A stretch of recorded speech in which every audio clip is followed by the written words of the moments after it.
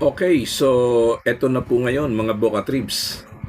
Siguro naman po mga Boca Tribs ay marirealize nyo na talaga pong ang ating Pangulong Bongbong Marcos wala pong itinatangi. Maging kaibigan ka, kamag-anak, o kung ano ka pa man. Basta't sa punto ng pinag-uusapan, ikaw ay nagkasala ng naaayon sa ilegalidad sa ating bansa. Kahit kamag-anak ka pa at kinakailangan kang magkaroon ng pananagutan, ay dapat mong panagutan. Ang patunay po niyan mga Boca Tribs ay dito po sa kasalukuyang kaganapan na di umano nagsalita po ito pong kanyang pangunang pinsan na si Congressman Martin Romualdez. At sa kanya pong mga pahayag ay tila po nauugnay po ang pangalan nito doon po sa flood control na isiniwalat po nung una nito pong si Ginoong Saldico. At dahil po diyan sa involvement na yan ng kanyang pangalan, sa kasalukuyan po siya ay na-freeze ang kanyang mga ari-arian, asset and liabilities at maging ang kanyang mga bank account. At ito po ay naging kapasyahanan po ng ombudsman sa pangunguna po ni Ombudsman Boying Remulla. Tingnan ng Office of the Ombudsman sa Anti-Money Laundering Council o AMLAC ang pag-freeze ng mga bank account at assets ni dating House Speaker Martin Romualdez. Kaugnay ito sa kinahaharap ni Romualdez na issue ng money laundering at korupsyon na maaari ring dikit sa flood control scandal. Ayon kay Ombudsman Boying Remulla, hinihintay na lang nila na maendorso ng AMLAC sa Court of Appeals ang freeze order. Well, very soon. Kasi nga, we want it filed already. Yan ang aming pinupush talaga ngayon. We expect it to be filed by tomorrow.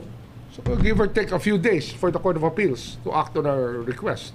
Nabanggit din ni Remulla na humiling si Romualdez na makapagbiyahe papuntang Singapore para mag-check up. Pero tutol dito ang ombudsman. Paliwanag ni Remulla, ayaw na nilang maulit ang nangyari kay resigned Congressman Zaldico.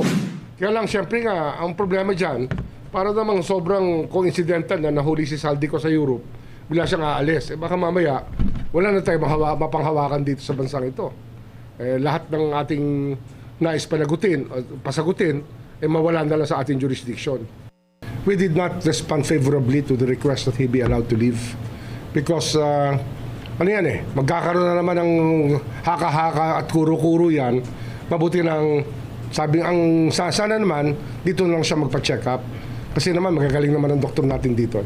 Base sa request ni Romualdez, ngayong araw dapat lilipad papuntang Singapore ang House Speaker at 5 araw raw sana ang ilalagi nito doon. Kabilang si Romualdez sa mga mambabatas na hinaina ng Immigration Lookout Bulletin Order o ILBO mula sa Department of Justice noong October 2025. Actually, they were burning the lines yesterday and up to this morning. But ako ay held my ground. Sabi ko, when you join government, you already surrender your right to travel, especially to another jurisdiction, especially if you're under investigation. Sa ganito pong pangyayari, dapat po sana, kung talagang hindi po kayang tiisin ni Pangulong Bongbong Marcos ang kanyang pinsan sa mga usaping ilegalidad, di dapat po sana na magitan na po ito. At least, dapat po sana gumawa na po ito ng mga hakbang para mawalang saysay po ang pagkakaugnay ng pangalan ni Martin Romualdez doon po sa isiniwalat ni Saldico. Gayon pa man po ang hakbanging ito ng ombudsman sa pangunguna po ni Ombudsman Boying Remulla ay nagpapatunay na kapag ka po ang isang tao ay nagkasala para kay Pangulong Bongbong Marcos, kay kamag-anak ka, kay kaibigan ka o ano ka pa man niya, kapag ka mayroon ka pananagutan ay dapat mong panagutan. Sa puntong iyan po, masasabi po natin na totoo po at sincero si Pangulong Bongbong Marcos na habulin po ang lahat na may mga pananagutan sa usapin po ng flood control. Matatandaan po na kamakailan, nakasuhan na rin po ang ilan po sa mga tinitingalang mga pangalan sa larangan po ng Department of Public Works and Highways. At ilan din po sa mga dati na mga naglingkod bilang senador ay nakakulong na rin po at maging ang mga kontraktor sa kasalukuyan po ay nakakulong na rin. desidido po ang ating Pangulo sa kanyang ginagawa. Kaya yun pong sinasabi ni Saldico na sinasabi po niya na hindi lamang daw po siya ang may kinalaman sa flood control, sapagkat siya daw po, kumbaga, sinasabi niyang biktima rin at pinalalabas po niya na meron pa po siyang mastermind o meron pong higit pang mas nakakataas sa kanya na kanilang sinusunod.